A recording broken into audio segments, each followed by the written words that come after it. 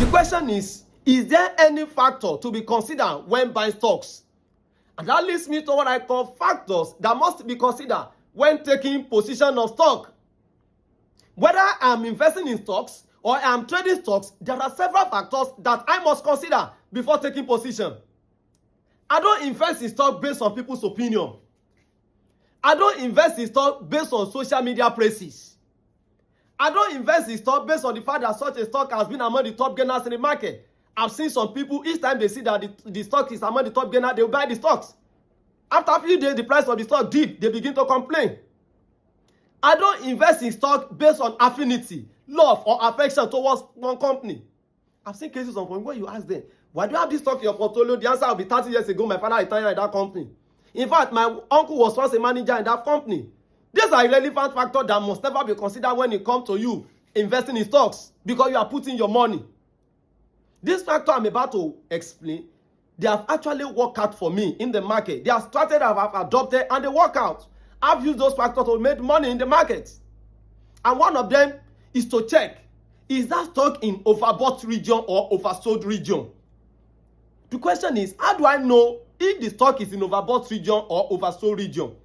All I need to do is to call in one of my parameters in the technical analysis. I call it 14-day relative strength index. If 14-day relative strength index reaches 70 and above, it means such a stock is in overbought region. And majority of the stock you find in overbought region, they are due for retracement, a pullback. Therefore, I will not near the stock. But if my relative strength index reach 30 and below, which is oversold region, I will key into that stock, especially if such a stock is fundamentally sound. That's one. Now, another parameter that I normally adopt is what I call the MACD, moving average convergence and divergence. Now, if you see your MACD histogram is green above the baseline, that is a bullish sentiment. You key into the stocks.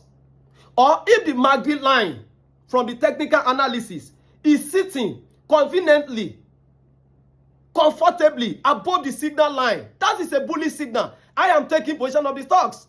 But the moment I notice that my MACD histogram is below the baseline, I will not near it at all. Again, 50-day simple moving average, which I've explained in one of my videos.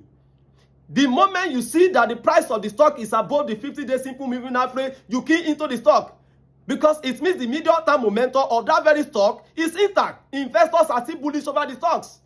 The 50-day simple moving average simply means the average price of that stock in the last 50 days. There are other factors that must equally be considered